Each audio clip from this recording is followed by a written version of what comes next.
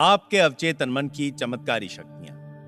आपके अवचेतन मन की शक्तियां अपार हैं। वो आपको प्रेरणा देता है, आपका मार्गदर्शन करता है और आपके स्मृतियों के भंडार से नामों, तथ्यों, दृश्यों को लाकर आपके सामने उजागर करता है। आपके अवचेतन ने ही आपके दिल की धड़कन शुरू की। वो आपके रक्त संचार को नियंत्रित करता है और आपके भोजन को हजम कर उसके निर्गम को संचालित करता है। जब आप रोटी का एक टुकड़ा खाते हैं तो आपका अवचेतन मन उसे परिवर्तन करके कोशिकाओं, मांसपेशियों, हड्डियों और रक्त में पहुंचाता है। यह ऐसी जटिल प्रक्रिया है जो दुनिया के बड़े से बड़े समझदार इंसान की पहुंच से बाहर है। आपका अवचेतन मन आपके शरीर की सभी महत्वपूर्ण क्रियाओं और कार्यों को नियंत्रित करता है और सभी समस्याओं का उत्तर भी जानता है। आपका अवचेतन मन कभी सोता नहीं, कभी आराम नहीं करता। वो हर दम काम पर लगा रहता है। आप अपने अवचेतन मन की चमत्कारी शक्तियों को जानने के लिए अपने अवचेतन मन को सोने से पहले सीधे शब्दों में बताएं कि आप एक विशेष काम करना चाहते हैं। आपको ये जानकर प्रसन्नता होगी, आपके अंदर की शक्तियां काम पर लग जाएंगी और आपको इच्छित परिणाम मिल जाएंगे। अवचेतन मन में उस शक्ति और विवेक का माध्यम मौजूद है जो आपको सर्वशक्तिमान या उस महाशक्ति से संपर्क कराती है जो इस जगत को चलायमान रखती है, सभी ग्रहों को उनकी परिधि पर बनाए रखती है और सूर्य को प्रकाश देती है। आपका अवचेतन मन आपके आदर्शों, अभिलाषाओं और परोपकारी मांगों का माध्यम है। अवचेतन मन के माध्यम से ही शेक्सपियर महान सत्य की कल्पना कर पाए जो आम आदमी की नजर से तब तक छिपा रहा था। अवचेतन मन के माध्यम से महान ग्रीक शिल्पकार फिदियस संगमरमर और कांसे पर सौंदर्य एक संगति को शिल्प में प्रस्तुत कर सके। इसी के कारण इटालियन चित्रकार राफेल मैडोना का चित्र बना पाए और लुडविग वॉन बीथोवन सुरीला संगीत दे पाए। सन 1955 में मैंने भारत के ऋषिकेश में स्थित योगा फॉरेस्ट यूनिवर्सिटी में एक व्याख्यान दिया था। वहां मेरी भेंट बंबई से आए एक युवा सर्जन से हुई। उन्होंने एक स्कॉट सर्जन जेम्स एस्डेल के बारे में बताया, जिन्होंने आधुनिक प्रकार के एनेस्थीसिया के आविष्कार से पूर्व बंगाल में काम किया था। सन 1843 से लेकर 1846 तक यानी 3 वर्षों में डॉक्टर जेम्स एस्डेल ने सभी प्रकार के लगभग 400 बड़े ऑपरेशन किए, जिनमें अंगभंग, ट्यूमर को हटाना, कैंसर आदि के अलावा आंख, कान और गले के ऑपरेशन भी शामिल थे। वे सभी ऑपरेशन मानसिक एनेस्थीसिया में किए गए। ऋषिकेश में भारतीय डॉक्टर ने बताया कि ऑपरेशन के बाद मृत्यु संख्या बहुत ही कम, शायद 2 या 3% ही थी। रोगियों को दर्द नहीं हुआ और ऑपरेशन के दौरान कोई मृत्यु नहीं हुई। डॉक्टर एस्डेल ने रोगियों के अवचेतन मन को, जो सुषुप्त अवस्था में था, सुझाव दिया कि किसी प्रकार का संक्रमण या सेप्टिक नहीं होगा। आपको याद रखना चाहिए, ये लुई पाश्चर और जोसेफ लिस्टर के इजाद से पहले की बात है, जिसमें उन्होंने पहली बार बैक्टीरिया जनित बीमारी और उसके संक्रमण के खतरे के बारे में चेतावनी दी थी। भारतीय सर्जन ने बताया कि मृतक संख्या कम रहने और इन्फेक्शन निम्नतम रहने का काम निसंदेह डॉक्टर एस्डेल की ओर से रोगियों को दिए गए सुझावों का परिणाम था। उन्होंने रोगियों के अवचेतन मन को ये सुझाव प्रेषित किए थे और रोगियों पर इनका पूरा प्रभाव पड़ा। यह आश्चर्य नहीं तो क्या है कि 150 वर्ष पहले कैसे एक सर्जन ने अवचेतन मन की चमत्कारी कारगर शक्तियों का आविष्कार किया। क्या आपको आश्चर्य नहीं होता कि वो कौन सा जादू है जिसकी शक्तियां इतनी प्रभावशाली हैं? जरा रुककर सोचें, अपने अवचेतन की इन दैवी शक्तियों का अंदाजा लगाएं। कैसे वो आपके शब्दों को उड़ाकर दूसरे अवचेतन मन को प्रभावित कर देती हैं। उनके लिए समय, काल, स्थान कुछ भी मायने नहीं रखता। उनकी क्षमता है कि वो आपको दर्द से मुक्ति दिला सकती हैं, आपके कष्ट दूर कर सकती हैं और सभी प्रकार की समस्याओं का समाधान कर सकती हैं। ये सब और अनेक दृष्टांत आपके सामने उजागर करते हैं कि आपके अंदर शक्ति और ज्ञान मौजूद है जो आपकी बुद्धि और विवेक को गतिमान रखती है। ये आपका अमोघ अस्त्र है। ये सब जानकर आपको हर्ष होना चाहिए और विश्वस्त होना चाहिए। आपके अवचेतन मन की शक्तियां अपार हैं। आपका अवचेतन आपके जीवन की पुस्तक है। जो विचार, आस्थाएं, विचारधाराएं, नियम, सिद्धांत और मत आप अपने अवचेतन मन में लिखते हैं, अंकित करते हैं या सुझाव देते हैं, वे परिस्थितियों, दशाओं और घटनाओं के आकार में आपके समक्ष प्रदर्शित हो जाते हैं। आप जो अंदर जाकर लिखते हैं वो बाहर अनुभव के रूप में आपको मिल जाता है। आपके जीवन के 2 पहलू हैं, उद्देश्य सूचक और विषय सूचक। दृश्य और अदृश्य, विचार और साकार। आपका मस्तिष्क आपके विचार प्राप्त करता है, जो आपके चेतन तार्किक मन का अंग है। जब आपका चेतन या उद्देशक सूचक मन विचार को पूर्णतः स्वीकार कर लेता है, वो उसे शौर्य नेटवर्क में भेजता है, जो आपके मन का मस्तिष्क है, जहां मासल बनकर वो आपके अनुभव में परिवर्तित हो जाता है। जैसा कि पहले कहा जा चुका है कि आपका अवचेतन मन विवाद नहीं कर सकता, वो वही करता है जिसे आप उस पर लिख देते हैं। वो आपका निर्णय या आपके चेतन मन के निर्णय को अंतिम मान लेता है। यही कारण है कि आप हमेशा अपने जीवन की पुस्तक में लिख रहे हैं, क्योंकि आपके विचार आपके अनुभव बनते जा रहे हैं। अमेरिका के प्रसिद्ध लेखक राल्फ वॉल्डो एमर्सन ने कहा है, व्यक्ति वही है जो वो दिन भर सोचता है। आपके अवचेतन पर जो अंकित होता है वो अभिव्यक्त हो जाता है। अमेरिकी मनोविज्ञान के पितामह विलियम जेम्स ने कहा है कि दुनिया को हिलाने की शक्ति आपके अवचेतन मन में है। आपका अवचेतन मन वो अद्भुत वस्तु है जिसके पास अनंत ज्ञान और असीमित विवेक है। इसका पोषण करने वाला एक छिपा हुआ झरना है जिसे जीवन का सिद्धांत कहते हैं। जो कुछ आप अवचेतन मन पर अंकित करते हैं, अवचेतन मन उसे पूरा करने के लिए जमीन आसमान एक कर देता है। इसीलिए आपको इसमें सही और सकारात्मक विचार अंकित करने चाहिए। दुनिया में इतनी अशांति और दुख है क्योंकि लोग अपने चेतन और अवचेतन मन के आदान प्रदान को नहीं समझते। जब ये दोनों मिलकर और सहमत होकर पूर्ण शांति में आपस से तालमेल में काम करते हैं तो आपको स्वास्थ्य, खुशी और आनंद प्राप्त होता है। जब चेतन और अवचेतन मिलकर सौहार्दपूर्वक शांति से काम करते हैं तो कोई अनबन नहीं होती, कोई बीमारी नहीं होती। हेर्मेस की मजार को बड़ी उम्मीदों और चमत्कार की आशा से खोदा गया था, क्योंकि लोगों को विश्वास था कि उसमें सदियों के महान रहस्य छुपे होंगे। किंतु रहस्य जैसा अंदर था वैसा ही बाहर था, वैसा ही नीचे था। दूसरे शब्दों में, आपके अवचेतन मन में जो अंकित है वही आकाश पर अंकित है। इसी सत्य का उपदेश मोसेस, जीसस, बुद्ध, जोरास्तर और हर युग के महान ऋषि मुनियों ने दिया है। जो भी सत्य आप विषय के अनुरूप स्वीकार करते हैं वो परिस्थितियां, अनुभवों और धारणाओं में मूर्त रूप में प्रकट होता है। शांति और उद्गारों का संतुलन होना चाहिए।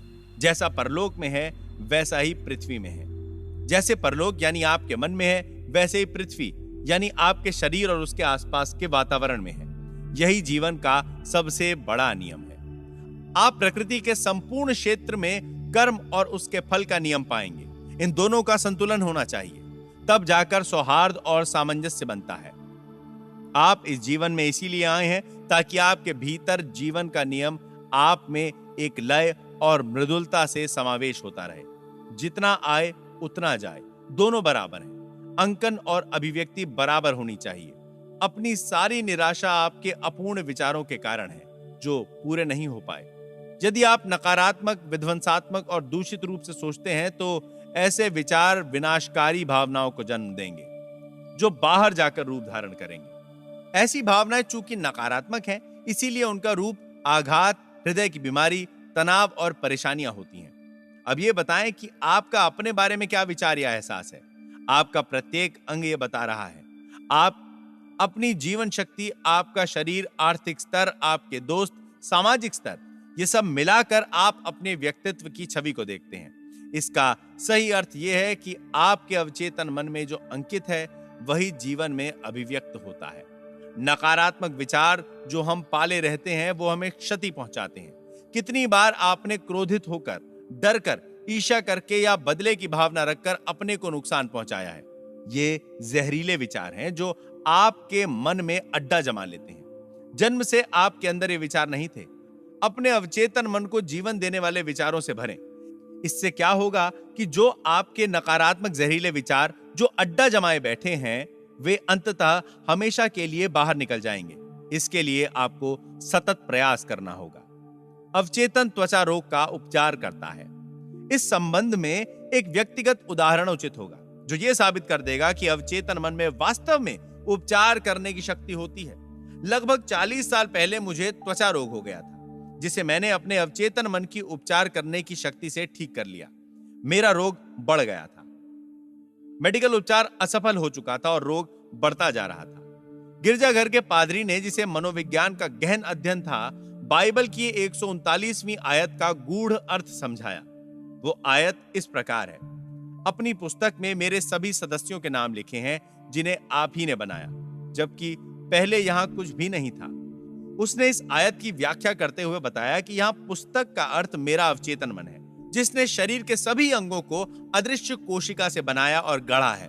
उसने ये भी बताया कि जैसे अवचेतन मन ने मेरे शरीर के अंगों को बनाया, वैसे ही वो उपलब्ध प्रक्रिया से दोबारा उन्हें गढ़कर उपचार भी कर सकता है। उस पादरी ने मुझे अपनी घड़ी दिखाते हुए कहा, इसको बनाने वाला कोई था और उस घड़ी का निर्माता को इसे बनाने से पहले विचार आया होगा, जिससे उसने एक आकार के रूप में इसे निर्मित किया। यदि ये घड़ी खराब हो जाए तो घड़ी साज इसे ठीक करके बना सकता है। मेरे उस मित्र ने मुझे याद दिलाया कि अवचेतन ज्ञान जिसने मेरे शरीर की रचना की है, घड़ी साज की तरह है और सही रूप से जानता है कि उसे कैसे ठीक करके वापस उसी रूप में लाया जाए, और वो इस दिशा में शरीर की महत्वपूर्ण प्रक्रियाओं एवं कार्यों को काम पर लगा सकता है। किंतु इसके लिए मुझे स्वस्थ होने का विचार उसे प्रेषित करना होगा। मैंने बहुत साधारण तरीके से प्रार्थना की। मेरे शरीर और उसके अंगों की रचना मेरे अवचेतन मन के अनंत ज्ञान ने की है। उसके विवेक ने मेरे सभी अंगों, कोशिकाओं, मांसपेशियों और हड्डियों को आकार दिया है। मेरे भीतर जो अनंत उपचार प्रक्रिया है, वो अब मेरे शरीर की प्रत्येक कोशिका का उपचार कर मुझे पूर्णतः स्वस्थ बना रही है। मैं उपचार के लिए धन्यवाद देता हूँ। मेरे अंदर के इस ज्ञान के कार्य सचमुच में आश्चर्यजनक हैं। मैंने ये प्रार्थना 5 मिनट में मुंह से बोलकर दिन में 2-3 बार दोहराई। लगभग 3 महीने में मेरा त्वचा रोग दूर हो गया और इस प्रकार मैं पूर्ण रूप से स्वस्थ हो गया। आपने देखा होगा कि मैंने केवल अपने अवचेतन मन को जीवन देने वाले के तरीके दिए। भाग 8, सौंदर्य और संपूर्णता के सुझाव दिए और इस प्रकार अपने अवचेतन मन में बैठी नकारात्मक छवियों एवं नमूनों को बाहर निकाला, जिनकी वजह से मेरे शरीर में रोग उत्पन्न हुआ था। कोई भी व्याधि आपके शरीर में प्रवेश नहीं कर सकती जब तक कि वो पहले मन में न प्रवेश करे, और जैसे ही आप सकारात्मक विचारों के जरिए उसे डुबोकर नष्ट करते हैं, आपका मन बदलने लगता है और आपका शरीर उसी के अनुकूल बनने लगता है। सभी प्रकार के उपचार का यही आधार है। आपके कार्य अद्भुत हैं और ये मेरी आत्मा, मेरा अवचेतन मन पूर्णतः समझता है। अवचेतन मन शरीर के सभी कार्यों को कैसे नियंत्रित करता है। जब आप जागते रहते हैं और जब आप बिस्तर पर सो जाते हैं, उस दौरान आपका अवचेतन मन कभी न थकने वाले माध्यम से आपके चेतन मन की सहायता के बगैर आपके शरीर के सभी अंगों को निरंतर चलाए रखता है। उदाहरण के लिए, जब आप सो रहे होते हैं, आपके दिल की धड़कन एक लयबद्ध रूप से चलती रहती है। फेफड़े अपना काम करते रहते हैं। आपकी सांसें अंदर बाहर चलायमान रहती हैं। ये सब वैसा ही चलता रहता है जैसा आपके जागे रहने में चलता है। आपका अवचेतन मन पाचन क्रिया, ग्रंथिमय स्त्राव तथा शरीर की अन्य अनेक रहस्यमय कार्यवाहियों को नियंत्रित करता है। चाहे आप सो रहे हो या जाग रहे हो, आपके सिर के बाल उगते रहते हैं। वैज्ञानिक हमें बताते हैं कि त्वचा से पसीना जागे रहने से ज्यादा सोते रहने में निकलता है। सोने के दौरान आपकी आंखें, कान और अन्य इंद्रियां सक्रिय रहती हैं। उदाहरण के लिए, एक महान वैज्ञानिक को सोने के दौरान अपनी समस्याओं का समाधान मिला है। उन्होंने अपने समाधान सपने में देखे। कभी कभी आपका चेतन मन चिंता, व्याकुलता, भय और निराशा पैदा करके आपके हृदय, फेफड़े और पेट की सामान्य प्रक्रिया में बाधा उत्पन्न कर देता है। इस प्रकार के विचार आपके अवचेतन मन के व्यवस्थित संचालन में गतिरोध पैदा करते हैं। जब कभी आप मानसिक रूप से परेशान होते हैं, तो सबसे बढ़िया उपाय यह है कि शांत हो जाएं। मन को धीरज दें और अपनी विचार प्रक्रिया पर विराम लगा दें। अपने अवचेतन मन से बात करें, उससे कहें कि वो शांतिपूर्वक दैवी नियम के अंतर्गत संयम बनाए रखें। आप देखेंगे कि आपके शरीर के सभी कार्य सामान्य हो गए हैं। याद रखें, आपको अपने अवचेतन मन को पूरे अधिकार और विश्वास के साथ कहना है। आप देखेंगे कि वह तुरंत आपके आदेश का पालन करेगा।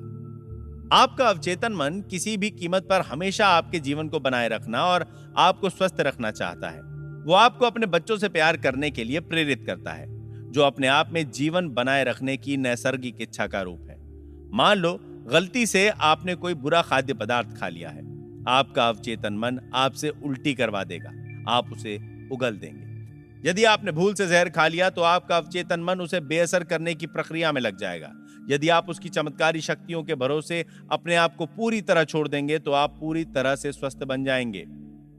पहली बात यह समझ लेनी है कि आपका अवचेतन मन हमेशा काम कर रहा है। वो दिन रात सक्रिय है, चाहे आप उसके अनुरूप काम करें या ना करें। आपका अवचेतन मन आपके शरीर का निर्माता है, किंतु आप इसका एहसास नहीं कर पाते क्योंकि उसकी कार्यप्रणाली बहुत ही शांतिपूर्ण और बेआवाज है। आपका कामकाज हरदम चेतन मन से रहता है, अवचेतन मन से नहीं। आपको केवल यह करना है कि अपने चेतन मन को जीवन की अच्छी बातों में व्यस्त रखें और निश्चित करें कि आपके रोजमर्रा के विचारों का आधार सुंदर हो, सत्य हो, न्यायोचित हो और सद्गुणों से संपन्न हो। अब जबकि आप हृदय से ये जान गए हैं कि आपका अवचेतन आपके रोजमर्रा के विचारों के अनुकूल अभिव्यक्त करता है, पुनर्निर्माण कर प्रदर्शित करता है, तो आज ही से अपने चेतन मन को अपने नियंत्रण में रखना सीखें। याद रखें, जैसे पानी पाइप में जाकर उसका आकार लेकर बहने लगता है, ठीक उसी प्रकार जीवन का नियम भी आपके अंदर आपके विचारों की प्रवृत्तियों के अनुरूप बहता है। मन में विश्वास जमा लें कि आपके अवचेतन की उपचार प्रक्रिया का आपके अंदर प्रवाह हो रहा है और चारों ओर सौंदर्य, स्वास्थ्य, शक्ति, आनंद एवं खुशहाली का साम्राज्य है।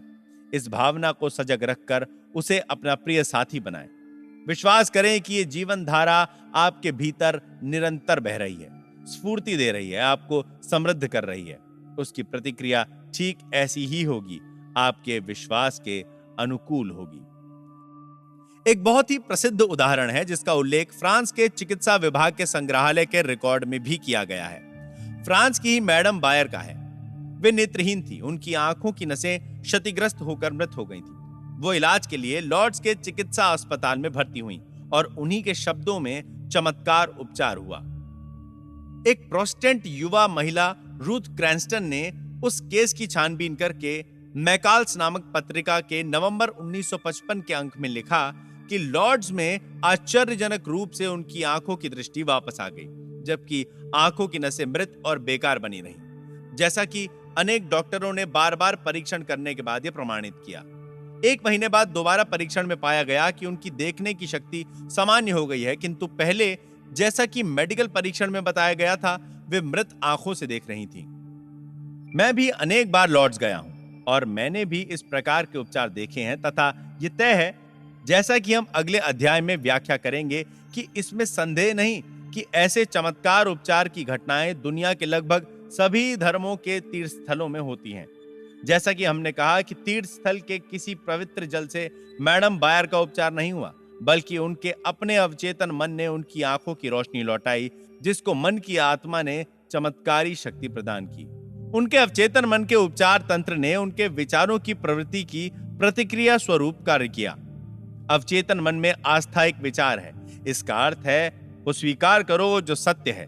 विचार स्वीकृत होने पर स्वतः कर्मशील हो जाता है। इसमें संदेह नहीं है कि मैडम बायर उस तीर्थ स्थल में पूरी आशा और आस्था के साथ ये विश्वास लिए गई थी कि उनकी आंखों का उपचार होगा। उनके अवचेतन मन ने उसी के अनुकूल प्रतिक्रिया स्वरूप उपचार तंत्र को जागृत कर दिया। अवचेतन मन जिसने आंख की रचना की है, वो मृत नस को पुनर्जीवित कर सकता है। जो रचनात्मक सिद्धांत करता है, वो भी कर सकता है। अपनी आस्था के अनुकूल ही आपको मिलता है। दक्षिण अफ्रीका स्थित जोहानिसबर्ग में एक प्रोटेस्टेंट पादरी ने मुझे बताया कि पूर्ण स्वास्थ्य का विचार उन्होंने अपने अवचेतन मन को किस तरह से पहुंचाया। उनके फेफड़ों में कैंसर था। उनका तरीका, जैसा कि उन्होंने अपने हाथ से लिख कर दिया, वो इस प्रकार था।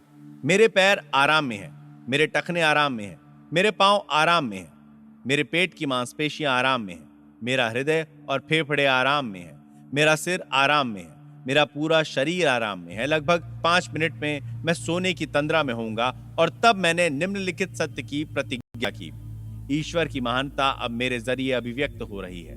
पूर्ण स्वास्थ्य का विचार अब मेरे अवचेतन मन में बढ़ता जा रहा है।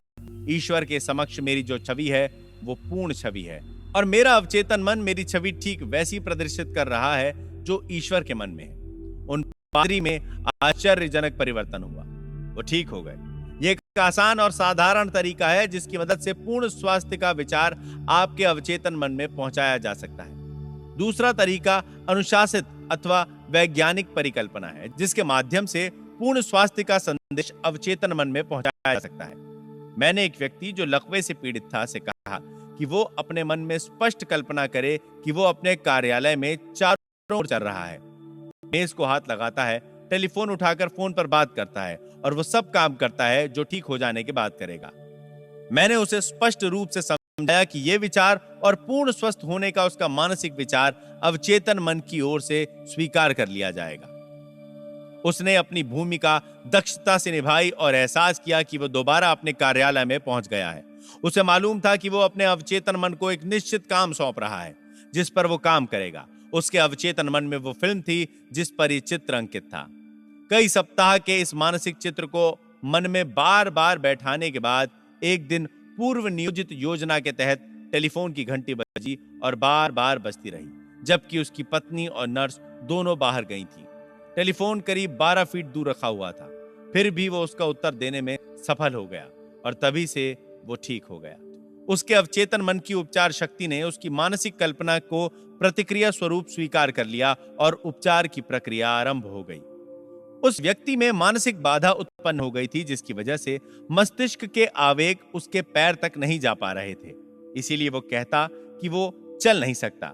जब उसने ध्यान हटाकर अपने में मौजूद उपचार तंत्र पर लगाया तो उसमें केंद्रित ध्यान के जरिए शक्ति का संचार हुआ, जिसकी वजह से वो दोबारा चल पाया।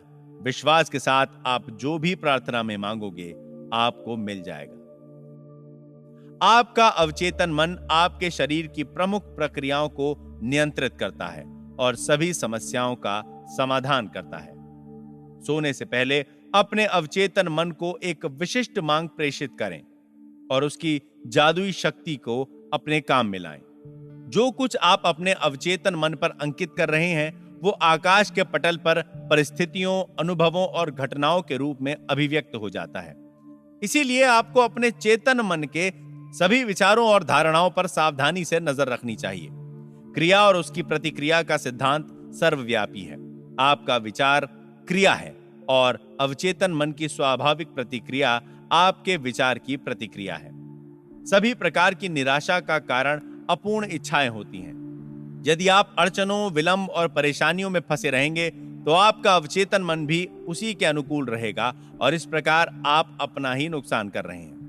जीवन का नियम आपके माध्यम से पूर्ण लय और एक रूपता के साथ प्रवाहित होगा। यदि आप विश्वास के साथ ये प्रतिज्ञा करें, मेरा विश्वास है कि अवचेतन मन जिसने मुझे ये इच्छा दी है वो अब मेरे माध्यम से उसे पूरी कर रहा है, ये सभी बाधाओं का अंत करेगा।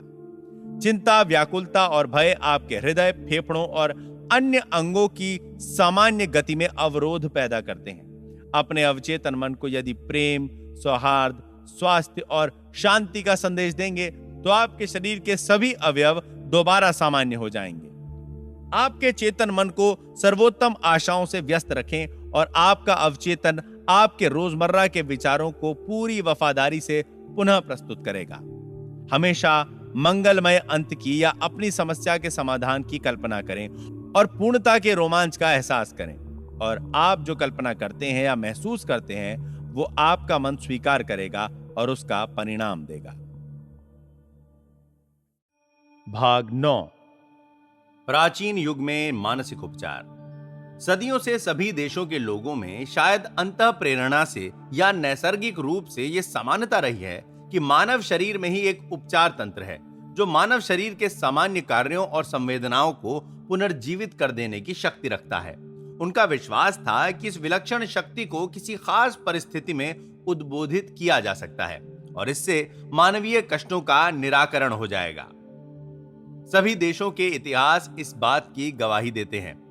प्राचीन काल में सभी देशों में मानव पर शुभ और अशुभ प्रभाव डालने तथा रोगी के उपचार करने जैसी गोपनीय शक्तियां संतों, महात्माओं एवं पुजारियों जैसे धार्मिक ज्ञानी जनों के पास हुआ करती थीं।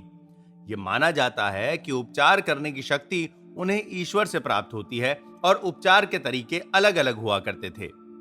उपचार के तरीकों में धार्मिक समारोह भी शामिल थे जिनमें लोगों की आस्था थी कि ऐसे समारोहों में ईश्वर की उपस्थिति भी होती है, जैसे हाथों को छूना, तावीज देना, अंगूठी या लॉकेट पहनना आदि।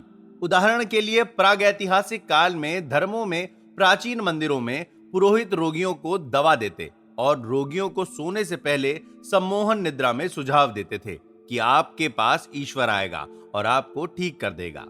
उससे अनेक लोगों का उपचार हुआ। यह वास्तव में अवचेतन मन का ही प्रताप था जिसे सुझाव दिए गए थे। प्रागैतिहासिक ग्रीक देवी हेकेट के उपासकों को निद्रा में उसके दर्शनों के लिए अनेक तंत्र मंत्र के विधानों से गुजरना पड़ता था।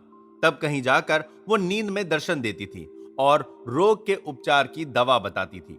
दवा भी विकृत थी, जैसे कि छिपकलियों की लार और खुशबूदार गोंद को मिलाकर अर्ध चंद्रमा की रात में खुले आकाश के नीचे पीसकर लेप बनाओ।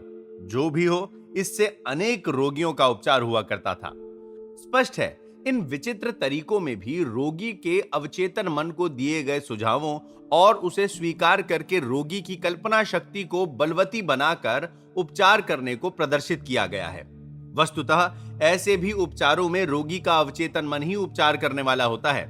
सभी युगों में यह देखा गया है कि इन अनधिकृत उपचारकों ने अभूतपूर्व सफलता पाई है, जहां अधिकृत उपचारक असफल हो गए हैं। ये बड़ी विचित्र बात है और सोचने पर मजबूर करती है। विभिन्न देशों में ये अनधिकृत उपचारक कैसे उपचार करते हैं? इसका सीधा उत्तर रोगियों का उपचारक पर अंधविश्वास है, जिसके माध्यम से उसके अवचेतन मन में मौजूद उपचार शक्ति काम करने लगती है। अनेक उपचार के माध्यम और तरीके इतने विचित्र और आश्चर्यजनक होते हैं जो रोगी की कल्पना शक्ति को इतना प्रेरित कर देते हैं कि रोगी भावनाओं के सागर में डूब जाता है। ऐसे में स्वास्थ्य के सुझावों को रोगी का चेतन और अवचेतन मन दोनों स्वीकार कर लेते हैं। इसकी व्याख्या अगले अध्याय में की जाएगी। अवचेतन मन के प्रयोगों का बाइबल में उल्लेख। जो इच्छाएं आप करते हैं जब आप उनके लिए प्रार्थना करते हैं और अंधविश्वास करते हैं कि वे पूरी होंगी, तो वो आपको प्राप्त होंगी। इन पंक्तियों पर ध्यान दीजिए, समय और काल पर ध्यान दीजिए। प्रेरित लेखक कहता है कि इस बात पर विश्वास कीजिए और सच मानिए कि हमारी इच्छा पूरी हो गई है या कि पहले ही पूरी हो चुकी है और इसका अनुभव भविष्य में मिलने जा रहा है। इस तकनीक की सफलता दृढ़ विश्वास पर निर्भर करती है कि विचार, धारणा, चित्र मन में पहले ही बन चुका है। मन के साम्राज्य में किसी वस्तु के तत्व का होना तभी हो सकता है जब यह सोचा जाए कि वो वास्तव में वहां मौजूद है। यहां कुछ रहस्यमय शब्दों में संक्षिप्त और विशिष्ट निर्देशन दिया जा रहा है कि अवचेतन मन में आप अपना मनचाहा विचार अंकित करने के लिए कैसे रचनात्मक शक्ति का प्रयोग करेंगे। आपका विचार, योजना या उद्देश्य उतना ही सत्य है जितना कि आपका हाथ या हृदय है। बाइबल की तकनीक का अनुसरण करने के लिए आप वो तमाम दुखदाई एवं शांति पहुंचाने वाले विचारों की आशंकाओं, परिस्थितियों या अन्य विचारों को अपने मन से पूर्ण जड़मूल से निकाल दें। आप नए सिरे से एक बीज का रोपण कर रहे हैं। यदि आप उसे बिना किसी छेड़छाड़ के ज्यों का त्यों छोड़ देंगे तो निश्चित रूप से उसमें अंकुर फूटेगा। बुनियादी रूप से आस्था है जिस पर जीसस ने जोर दिया था। बाइबल में आप बार बार यही पढ़ते हैं, आपके विश्वास के अनुरूप ही आपको फल मिलता है। यदि आप विशेष प्रकार के बीज बोते हैं तो आपको यकीन होता है कि पौधा उसी प्रकार का पैदा होगा। बीज पर विश्वास करने का यही तरीका है। विकास का या खेती का भी नियम है। बीज का पौधा वही होगा जिसका वो बीज है। बाइबल में विश्वास या आस्था को जीवन का नियम, मन का व्यवहार, एक दृढ़ निश्चय कहा गया।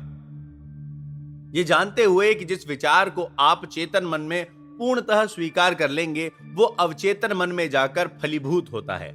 आस्था एक मायने में उसको सच स्वीकार करना है जिसे आपका तर्क और आपका विवेक इनकार कर रहा है। जैसे चेतन मन के छोटे मोटे तर्कों और वितर्कों आदि को बाहर करके अपने अवचेतन मन की आंतरिक शक्ति पर पूर्ण भरोसा करना आस्था है। बाइबल की तकनीक का एक अभूतपूर्व दृष्टांत मैथ्यू में दिया गया है। और जब वो घर में आया, अंधे लोग उसके पास आए तथा जीसस ने कहा, विश्वास करो कि आप ये कर सकते हो। उन्होंने उससे कहा, हां प्रभु।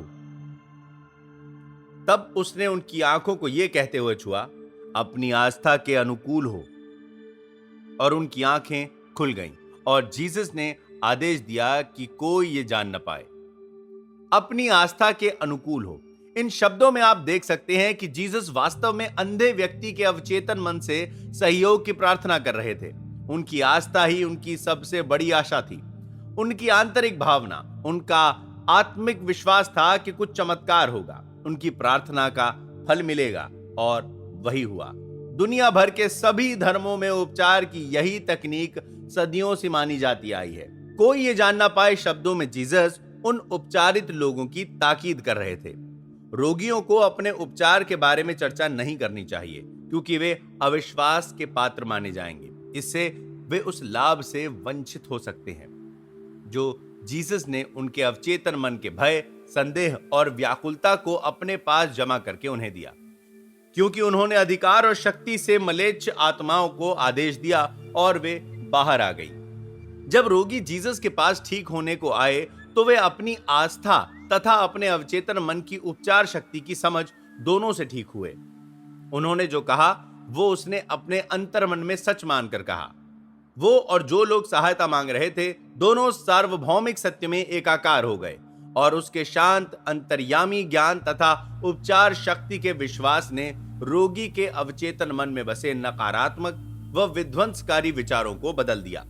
रोग से मुक्ति आंतरिक मानसिक परिवर्तन का स्वाभाविक परिणाम थी। उसका आदेश रोगियों के अवचेतन मन से प्रार्थना थी, जिसके साथ था ज्ञान, भावना और अवचेतन मन को उसकी ओर से दिए गए आदेश की प्रतिक्रिया पर संपूर्ण विश्वास। दुनिया के विभिन्न धार्मिक स्थलों पर हुए चमत्कार। यह एक स्थापित सत्य है कि विश्व भर में विभिन्न धार्मिक स्थलों पर ऐसे उपचार हुए हैं, जैसे जापान, भारत, यूरोप तथा अमेरिका। मैंने जापान के अनेक धार्मिक स्थलों को देखा है। दियाबुत्सु में भगवान बुद्ध की विशाल कांस्य प्रतिमा है, जिसमें बुद्ध दोनों हाथ जोड़कर बैठे हैं और उनके मुख पर प्रकाश दीप्तिमान होकर जगमगा रहा है। उस प्रतिमा की ऊंचाई 42 फीट है और वो बुद्ध महान के नाम से विख्यात है। यहां मैंने बूढ़े और जवानों को प्रार्थना करते देखा है। उपासक यहां मोमबत्तियां जला रहे थे। गाइड ने मुझे एक युवती की प्रार्थना का अर्थ समझाया, जो 2 संतरों का भोग लगाकर झुकी हुई खड़ी थी। उसने मोमबत्ती भी जलाई। गाइड ने बताया कि उसकी आवाज गायब हो गई थी और उस तीर्थ स्थल पर आने के बाद उसकी आवाज लौट आई। वो बुद्ध को अपनी आवाज के लिए धन्यवाद दे रही थी। उसके मन में आस्था थी कि उसकी गाने वाली सुरीली आवाज फिर से लौट आएगी यदि वो कुछ औपचारिकता निभाए और उपवास रखे तथा कुछ विशिष्ट भेंट अर्पित करे। इन सब से उसमें विश्वास और आशा ने जन्म लिया, जिससे प्रेरित होकर उसके मन में आस्था उत्पन्न हो गई। कल्पना एवं आस्था के एक और उदाहरण के रूप में मैं अपने मित्र के बारे में बताता हूं, जो तपेदिक का रोगी था। उसके फेफड़े क्षतिग्रस्त हो चुके थे। उसके पुत्र ने उसका उपचार करने का निर्णय लिया। वो अपने पिता के साथ पर्थ, ऑस्ट्रेलिया गया। वहां उसने अपने पिता को बताया कि उसे एक संत मिला है जो अभी अभी यूरोप के उपचार की मन्नत वाले तीर्थ स्थल से होकर आया है। संत ने उसे एक असली क्रॉस दिया है। उसने बताया कि उसने क्रॉस के लिए उस संत को $500 दिए हैं। वास्तव में उस युवक ने राह चलते लकड़ी का एक टुकड़ा उठा लिया था, जिसे उसने सुनार को देकर अंगूठी के आकार का एक रिंग बनवा लिया, जो देखने में सचमुच की अंगूठी लगती थी। उसने अपने पिता को बताया कि इसको सिर्फ छूने से अनेक लोगों की बीमारी दूर हो गई है। उसने उस अंगूठी का इतना गुणगान किया कि उसके पिता की काल्पनिक शक्ति इतनी प्रेरित हो गई कि उनसे रहा नहीं गया, और उस अंगूठी को उसने अपने पुत्र के हाथ से छीन लिया और अंगूठी को अपने सीने से लगाकर शांत होकर प्रार्थना में लीन हो गया तथा अंततः गहरी निद्रा में सो गया। सुबह उठा तो उसका तपेदिक रोग गायब था। वो स्वस्थ हो गया। उसने सभी तरह के टेस्ट करवाए। पता चला कि सभी टेस्ट नेगेटिव हैं, अर्थात वो तपेदिक के रोग से मुक्त हो गया है। अब आप अच्छी तरह से जानते हैं कि वो लकड़ी का एक टुकड़ा नहीं था जिसे उसने रास्ते से उठा लिया था, बल्कि वो उसकी गहन कल्पना शक्ति सहित रोग मुक्त होने की आशा, विश्वास और उत्कंठा थी। कल्पना और रोगी के विश्वास ने रोग का उपचार कर दिया। पिता को अपने पुत्र की चाल का पता कभी नहीं चला। अगर पता चलता तो संभवतः रोग दोबारा हो सकता था। वो पूर्ण स्वस्थ हो गया तथा 15 वर्ष और जीकर 89 वर्ष की आयु में उसने इस दुनिया से विदा ली। भाग 10। उपचार का एक सत्यव्यापी सिद्धांत। यह एक जाना माना सत्य है कि उपचार के विभिन्न तंत्रों से अपने अपने तरीकों से आश्चर्यजनक उपचार होते रहे हैं। इन सब के सार तत्व में यह सिद्ध होता है कि कहीं कोई परम सिद्धांत है जो सभी तरीकों में इस्तेमाल किया जाता है, और वो है अवचेतन मन, जो सभी उपचारों की आधारशिला है। अब समय आ गया है कि आपके ध्यान को एक बार फिर निम्नलिखित आधारभूत सत्यों की ओर आकृष्ट किया जाए। पहला सत्य, आप जो भी काम करते हैं वो दो भागों में विभक्त होकर किए जाते हैं, एक चेतन मन की ओर से, दूसरे अवचेतन मन की ओर से। दूसरा सत्य, आपके अवचेतन मन का रुझान हमेशा सुझाव की शक्ति के प्रति होता है। इसके अतिरिक्त आपके अवचेतन मन का आपके शरीर के कार्यों, दशाओं और संभावनाओं पर पूरा नियंत्रण होता है। मैं अब विश्वास के साथ कह सकता हूं कि इस पुस्तक के पाठक इस सच्चाई को भलीभांति जान चुके हैं कि सभी प्रकार की बीमारियों के लक्षणों को मानसिक तंद्रा में दिए गए सुझावों के जरिए प्रभावित किया जा सकता है। उदाहरण के लिए, मानसिक तंद्रा में रोगी का तापमान बढ़ जाता है, उसका मुंह लाल हो सकता है या सर्दी से उसके शरीर में कंपकपी हो सकती है, यदि उसे उसी प्रकार के सुझाव दिए जाएं।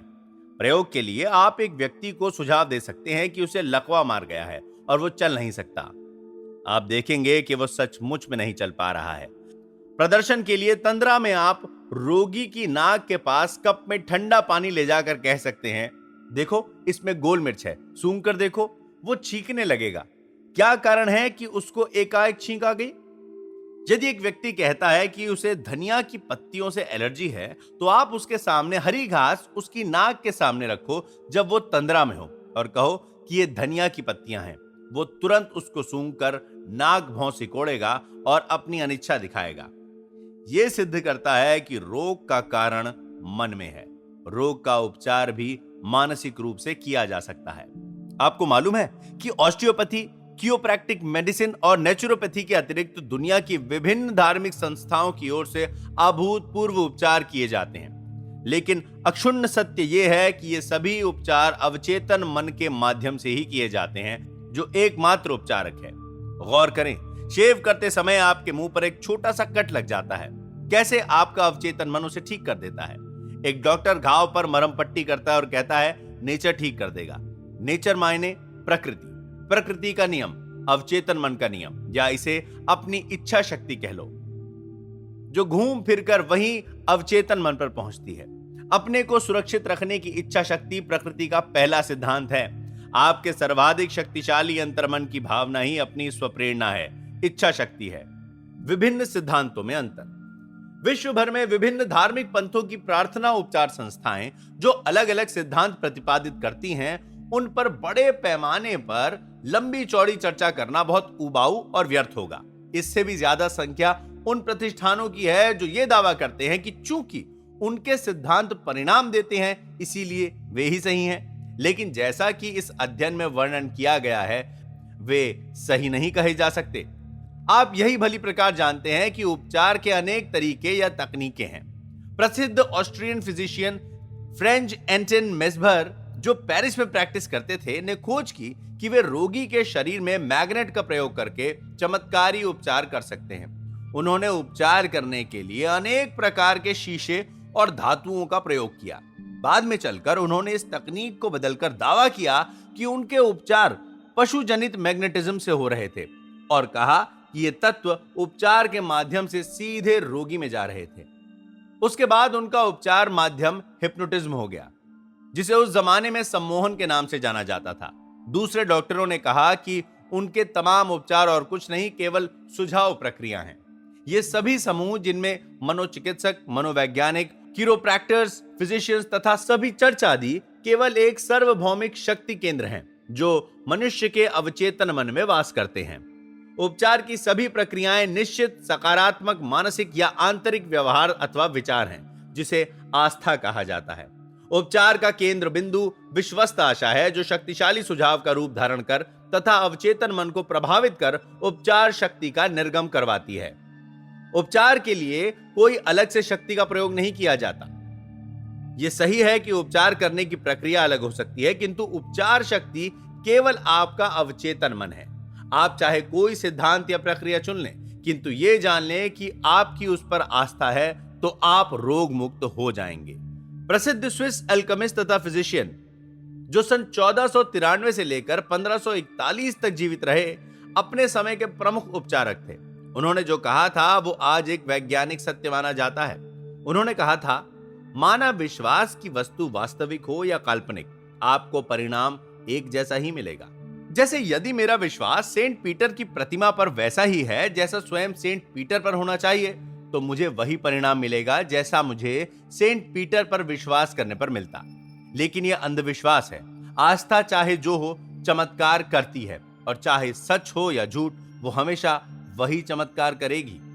पार्सेल्स की विचारधारा का समर्थन 16वीं शताब्दी में इटालियन दार्शनिक पेट्रो पोम्पोनाजी ने भी किया, जिसने कहा कि विश्वास और कल्पना मिलकर जो अभूतपूर्व परिणाम दिलाते हैं, उनकी कल्पना हम बहुत ही सजग रूप से कर सकते हैं, विशेष रूप से उस समय जबकि रोगी और उपचारक दोनों के बीच उन गुणों के आदान प्रदान का एक सेतु बन जाता है।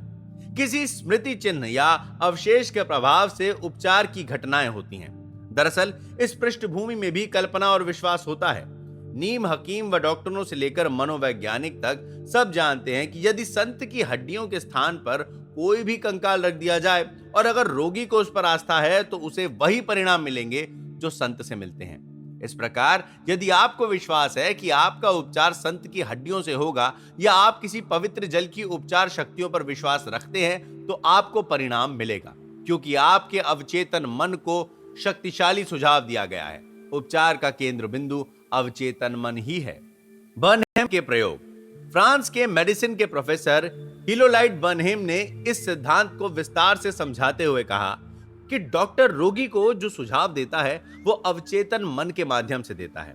बर्नहेम अपनी पुस्तक सजेस्टिव थेराप्यूटिक्स के पृष्ठ संख्या 197 में एक व्यक्ति की चर्चा करते हैं जिसकी जीभ में लकवा मार गया था और सभी प्रकार के चिकित्सकीय उपचार व्यर्थ हो गए थे। उसके डॉक्टर ने रोगी को बताया कि उसके पास एक नया यंत्र है जिससे उसे विश्वास है कि उसका इलाज हो जाएगा। डॉक्टर ने पॉकेट थर्मामीटर रोगी के मुंह से लगा दिया। रोगी ने उस नए यंत्र की कल्पना की जो उसे ठीक करने के लिए लगाया गया था। कुछ ही मिनटों में वो खुशी से चिल्ला उठा कि उसकी जीभ फिर से चलने लगी है। बर्नहेम ने बताया कि हमारे अन्य मामलों में भी यही तथ्य मिलेगा। एक युवती मेरे कार्यालय में आई। उसने लिखकर बताया कि पिछले 4 सप्ताह से उसकी आवाज बंद हो गई है। मैंने जांच में सही पाया। मैंने उसे बताया कि गुम हुई आवाज कभी कभी बिजली के प्रयोग से लौट आती है और ये तरकीब आसानी से सुझाव के प्रभाव से भी की जा सकती है।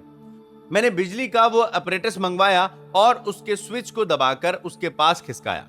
मैंने कहा, अब आप जोर से बोल सकती हो। मैंने उसे ए अक्षर दिखाया, फिर बी और बाद में मारिया। वो धीरे धीरे बोलने लगी। गुम हुई आवाज लौट आई। यहां बर्नहेम ने रोगी की आस्था और आशा की शक्ति को दर्शाया है जो अवचेतन मन को शक्तिशाली सुझाव देने का काम करती है।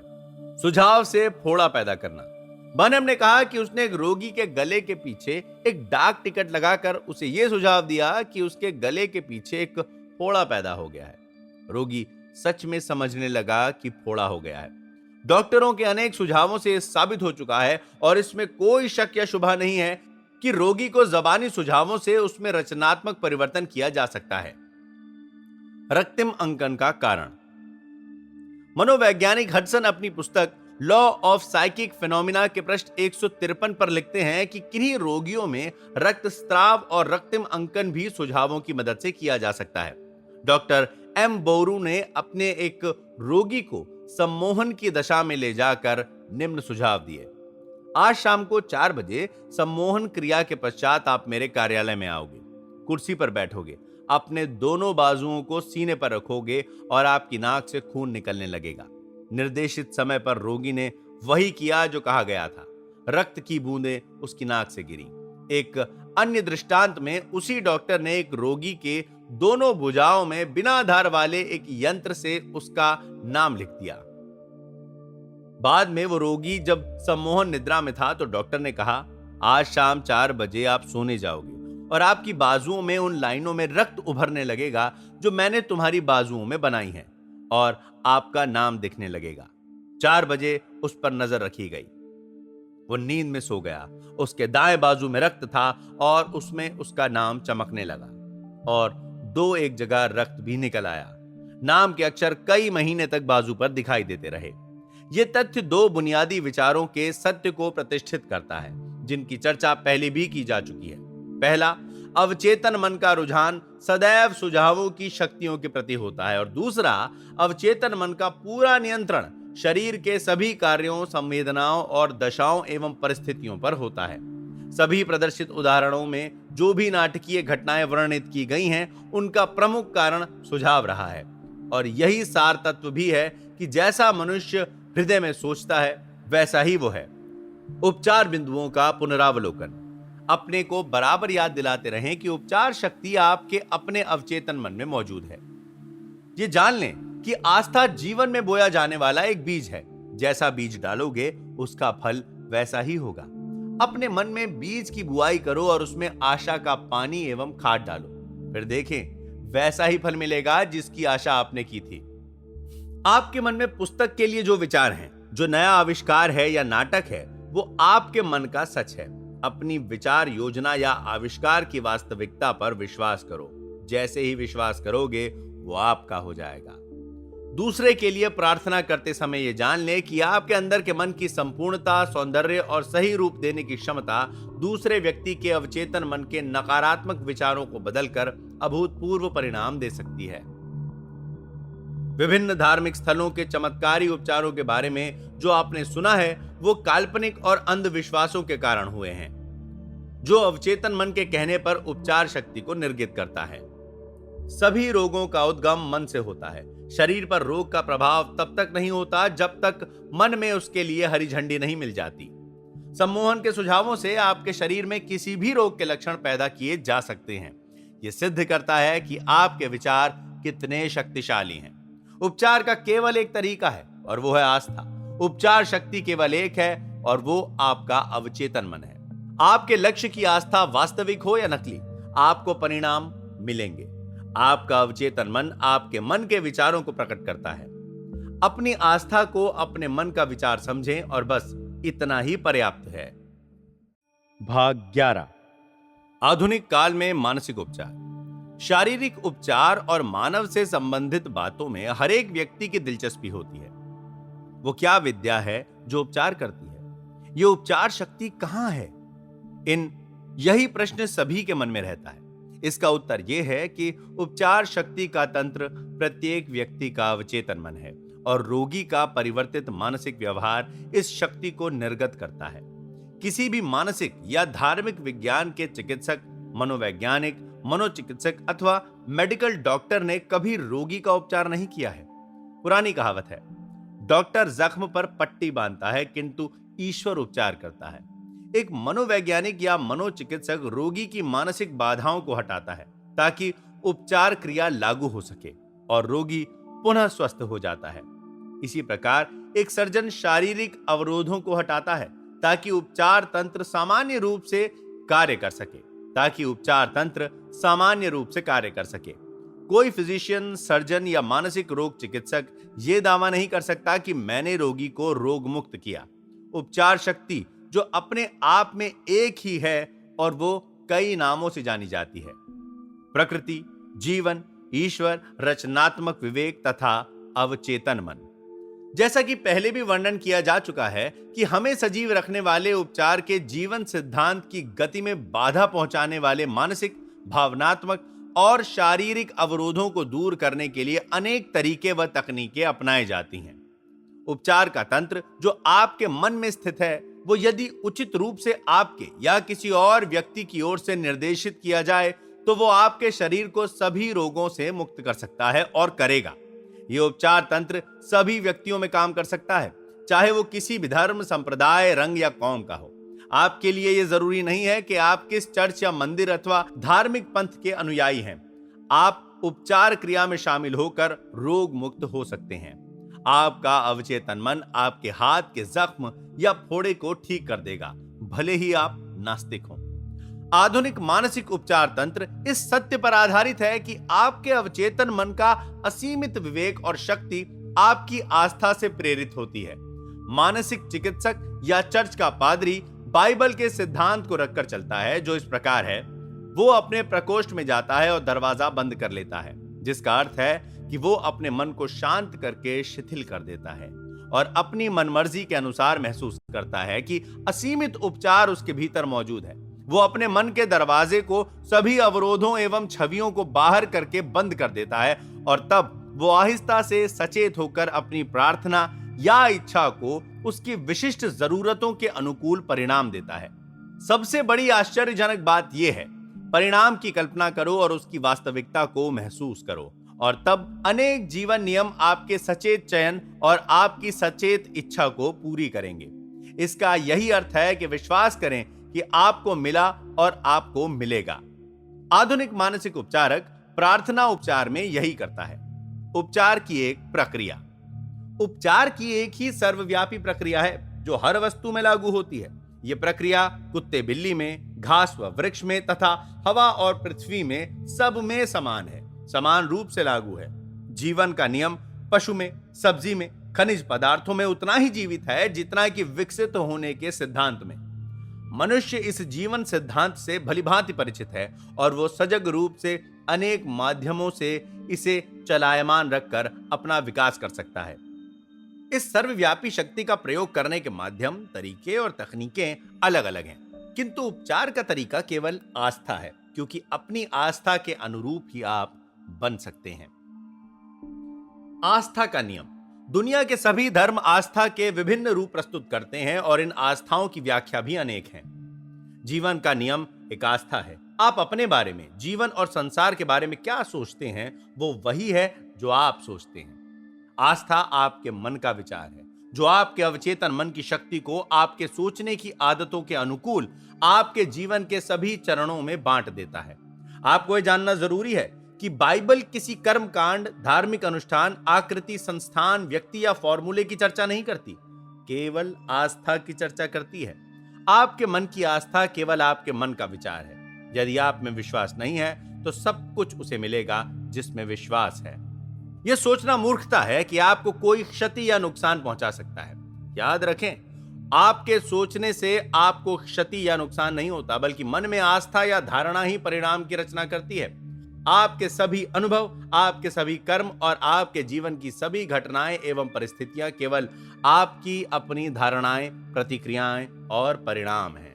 प्रार्थना उपचार, चेतन मन और अवचेतन मन। प्रार्थना उपचार वैज्ञानिक रूप से निर्देशित एक संयुक्त विद्या है।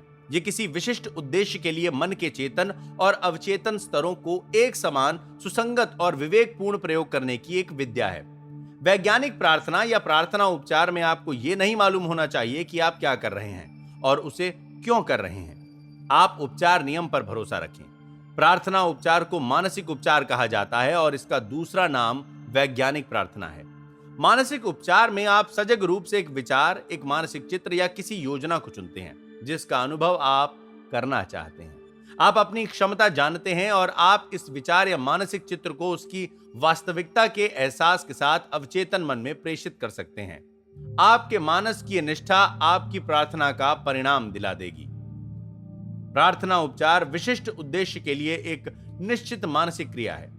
मान लें कि आप किसी खास परेशानी या बीमारी से छुटकारे के लिए प्रार्थना करते हैं। आप जानते हैं कि अपनी परेशानी या बीमारी जो भी हो, आपके अवचेतन मन में बैठे नकारात्मक विचारों के भय के कारण उत्पन्न हुई है, और यदि आप इन विचारों को अपने मन से निकाल देंगे तो आपकी बीमारी या परेशानी दूर हो जाएगी। इस प्रकार आप अपने अवचेतन मन की उपचार शक्ति की ओर मुड़ते हैं और अपने को उसकी उपचार करने की असीमित शक्ति और क्षमता की याद दिलाते हैं।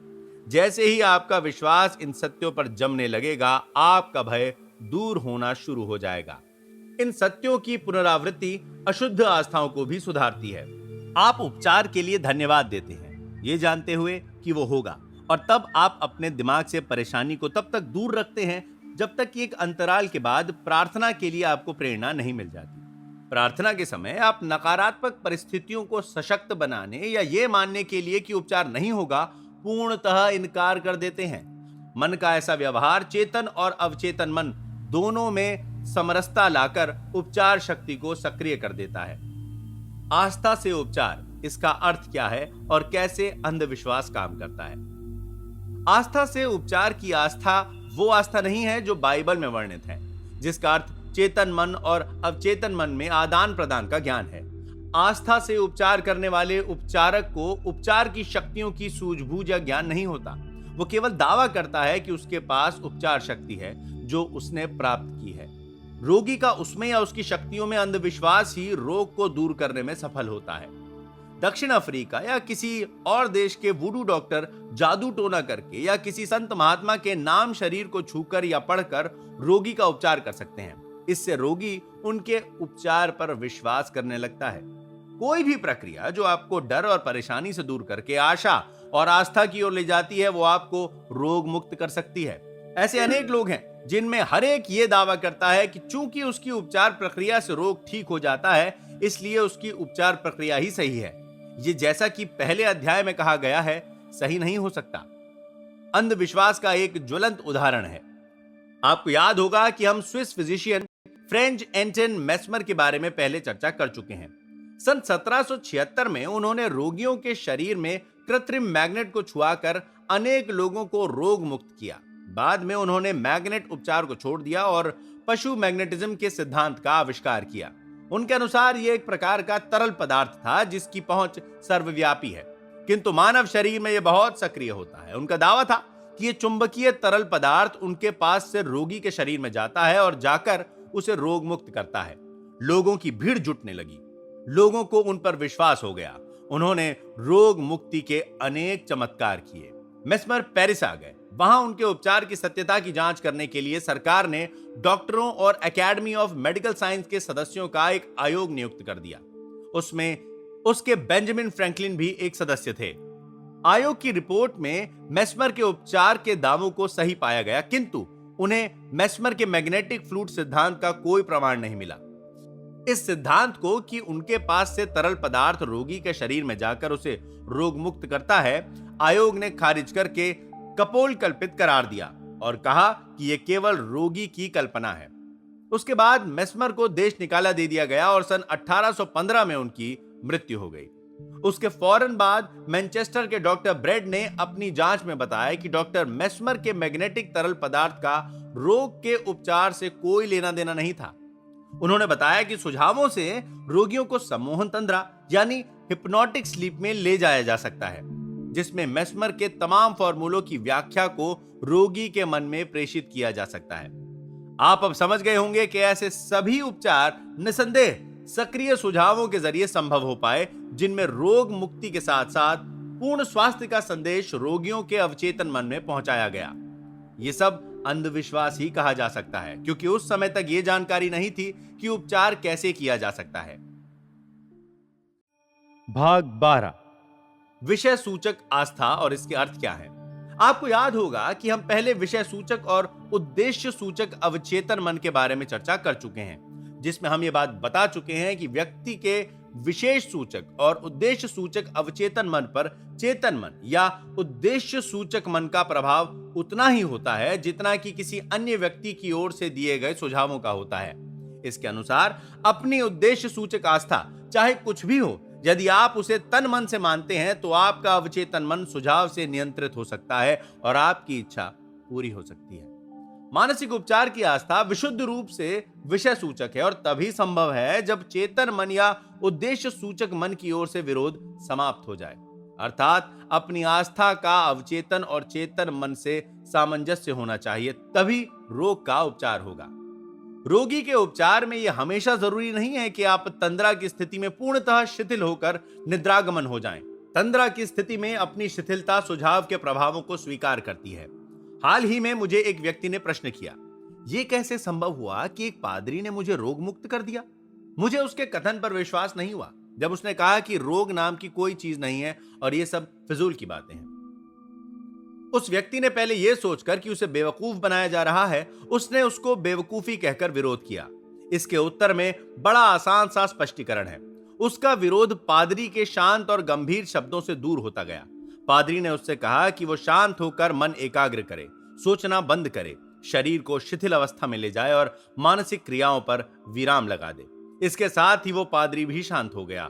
उसने धीरे धीरे शांत स्वर में पूर्ण स्वास्थ्य, शांति, सौहार्द और संपूर्णता का सुझाव उस व्यक्ति को देना शुरू कर दिया। पादरी के चेतन मन और रोगी के अवचेतन मन के बीच एक सेतु बन गया। रोगी को राहत मिलना शुरू हो गई। उसने स्वास्थ्य लाभ कर लिया। यह बड़ी आसानी से देखा जा सकता है कि उसकी विषय सूचक आस्था ने उसके रोग की सक्रियता को निर्मूल करके पूर्ण स्वास्थ्य के उन सुझावों को स्वीकार करना शुरू कर दिया जो पादरी उसके अवचेतन मन को प्रेषित कर रहा था। रोगी और उपचारक दोनों के विषय सूचक मन के मिलन से रोग मुक्ति का मार्ग प्रशस्त हुआ। रोगी के मन में उठने वाले पादरी की उपचार शक्ति के विरोध में संदेह करने वाले विचारों का पादरी पर कोई असर नहीं पड़ा। तंद्रा में रहने के कारण रोगी के चेतन मन का विरोध धीरे धीरे कम होता गया और पादरी के सुझावों का प्रभाव बढ़ता गया और परिणाम आने शुरू हो गए। रोगी का अवचेतन मन चूंकि सुझावों के नियंत्रण में रह चुका था, अतः स्वास्थ्य लाभ में विलंब समाप्त हुआ और रोगी रोग मुक्त हो गया। अनुपस्थित उपचार का अर्थ क्या है? मान लें कि आपको पता चले कि आपकी मां न्यूयॉर्क शहर में बीमार है और आप लॉस एंजलिस में रहते हैं। आपकी मां आपके पास नहीं है, किंतु आप उनके लिए प्रार्थना कर सकते हैं। ये ईश्वर आप में है जो आपका काम करता है। मन का रचनात्मक नियम यानी अवचेतन मन आपकी सेवा करता है और आपका काम करेगा। आपके प्रति उसकी प्रतिक्रिया स्वाभाविक है। आपका उपचार अपने मानस में स्वास्थ्य और सामंजस्य की आंतरिक वास्तविकता को प्रेरित करना है। आंतरिक वास्तविकता अवचेतन मन के माध्यम से अपनी मां के अवचेतन मन के जरिए काम करती है, क्योंकि रचनात्मक मन एक ही होता है। आपका स्वास्थ्य, शक्ति और पूर्णता का विचार उस एकल सर्वव्यापी विषय सूचक मन के माध्यम से काम करता है और जीवन के विषय सूचक भाग में गति प्रदान करता है, जो आपकी मां के शरीर में उपचार के रूप में प्रकट होता है। मन के सिद्धांत में समय और दूरियां नहीं होती। ये वही मन है जो अपनी मां के माध्यम से काम करता है, चाहे वो कहीं भी हो।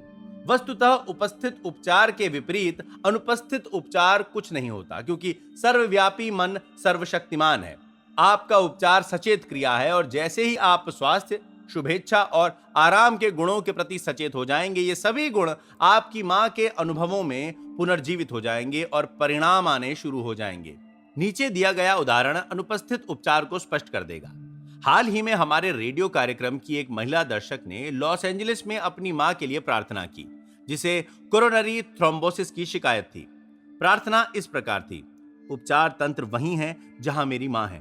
उसके विचारों की प्रतिच्छाया मुझे सजीव रूप में दिखाई दे रही है। मुझे ज्ञान है कि मेरी प्रतिच्छाया के रूप को बदलने के लिए मुझे इस सृजन को बदलना होगा।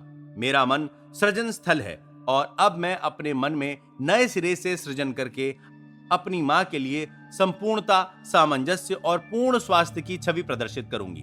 अनंत उपचार जिसने मेरी मां के शरीर और उनके सभी अंगों की संरचना की है, वो अब उनके सभी अंगों के प्रत्येक तंतु को भर रहा है और शांति की एक नदी उनके सभी अवयवों में बह रही है।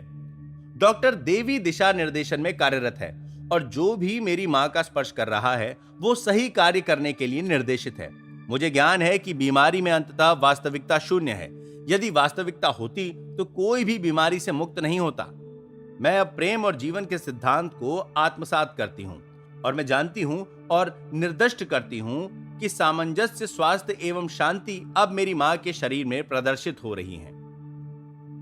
उस महिला ने उपर्युक्त प्रार्थना दिन में अनेक बार की और उसकी मां ने कुछ ही दिनों में इस आश्चर्यजनक रूप से स्वास्थ्य लाभ किया कि विशेषज्ञ भी आश्चर्य में रह गए। डॉक्टर ने भी मेरी मां को ईश्वर पर आस्था के लिए धन्यवाद दिया। बेटी के मन में जो निर्णय की संरचना हुई, उसने मन के रचनात्मक नियम को अनुप्राणित किया और वो जीवन के विषय सूचक पक्ष को सक्रिय करके उसकी मां के शरीर में संपूर्ण स्वास्थ्य एवं सामंजस्य के रूप में प्रदर्शित हुआ। बेटी ने अपनी मां के बारे में जिस सच की कल्पना की थी, वो साथ ही साथ उसकी मां में परिलक्षित हो गए। अवचेतन मन का द्रुतगामी उपचार। मेरे एक मनोवैज्ञानिक मित्र ने बताया कि उनका एक फेफड़ा क्षतिग्रस्त है। एक्सरे और जांच से पता चला कि उसमें तपेदिक के लक्षण हैं। रात में सोने से पहले वे शांत शब्दों में प्रतिज्ञा करते: मेरे फेफड़े की प्रत्येक कोशिका, नस, ऊतक और मांसपेशी अब संपूर्ण शुद्ध और स्वस्थ हो रही हैं। मेरा पूरा शरीर अब स्वस्थ और संपूर्ण हो रहा है। ये दरअसल उनके शब्द नहीं हैं, किंतु सार में वही दर्शाते हैं जो उन्होंने कहा था। 1 महीने के अंदर वे पूर्णतः स्वस्थ हो गए। बाद में लिए गए एक्सरे और जांच में साबित भी हो गया। मैं उनके तरीके को जानना चाहता था, इसीलिए मैंने पूछा कि ये शब्द उन्होंने सोने से पहले क्यों दोहराए। उनका उत्तर था: अवचेतन मन का द्रुतगामी कर्म रात भर आपके सोने के समय चलता है, इसीलिए सोने से पहले अपने अवचेतन मन को कोई अच्छा काम दो। वस्तुतः ये एक विवेकपूर्ण उत्तर था। संपूर्ण स्वास्थ्य और सामंजस्य के बारे में सोचते समय उन्होंने कभी भी बीमारी का नाम नहीं लिया।